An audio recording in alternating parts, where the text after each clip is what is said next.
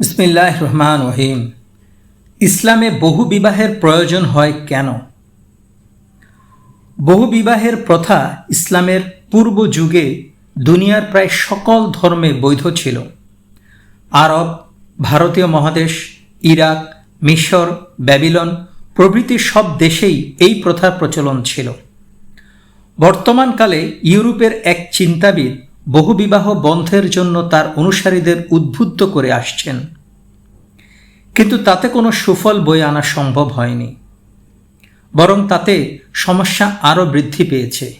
ফলে ইউরোপের বুদ্ধিজীবী ও চিন্তাবিদরা এই প্রথা বহাল রাখল, কিন্তু এসব স্ত্রীদের তারা দাস দাসীর মতো ব্যবহার করত।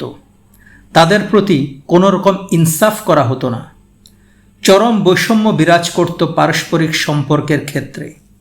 অনেক সময় পছন্দ মতো দু একজনের সাথে ভালো ব্যবহার করে বাকিদের প্রতি চরম অবহেলা করা হতো, যার ফলে পবিত্র কোরআন ও ইসলাম এই সামাজিক অনাচার ও জুলুমের প্রতিরোধ করেছে। বহুবিবাহের ব্যাপারে প্রয়োজনীয় বিধিনিষেধও জারি করেছে। ইসলাম 4-এর অধিক স্ত্রী রাখাকে হারাম ঘোষণা করেছে। প্রয়োজনে 1 থেকে 4 পর্যন্ত বিয়ে করা যেতে পারে, তবে 4-এর মধ্যে সীমাবদ্ধ থাকতে হবে। উম্মতের কারো জন্যে একসাথে 4-এর বেশি স্ত্রী রাখা জায়েজ নেই। মহান আল্লাহ তাআলা বলেন, আর তোমরা যদি মনে করো যে পিতৃহীনদের প্রতি সুবিচার করতে পারবে না, তবে বিবাহ করবে নারীদের মধ্যে যাকে তোমাদের ভালো লাগে, 2, 3 অথবা 4। আর যদি আশঙ্কা করো যে সুবিচার করতে পারবে না, তবে একজনকে। এই আয়াতে মহান আল্লাহ তাআলা পুরুষকে 2টি, 3টি বা 4টি স্ত্রী গ্রহণ করার অনুমতি প্রদান করেন। তবে যদি একাধিক স্ত্রীর সাথে সমতা রক্ষা করা না যায়, অর্থাৎ সবাইকে সমানভাবে ভালোবাসতে হবে, একটি খাবার কিনলেও সবাইকে সমানভাবে দিতে হবে, তেমনি একটি কাপড় কিনলেও সবাইকে সমানভাবে ভাগ করে দিতে হবে।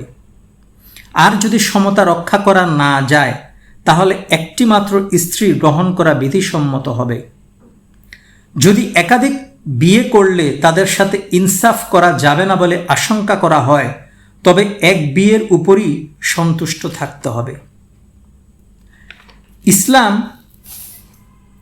এই ক্ষেত্রে ইনসাফ কায়েমের জন্য বিশেষ তাগিদ দিয়েছে এবং ইনসাফের পরিবর্তে জুলুম করা হলে তার জন্য শাস্তির কথা ঘোষণা করেছে।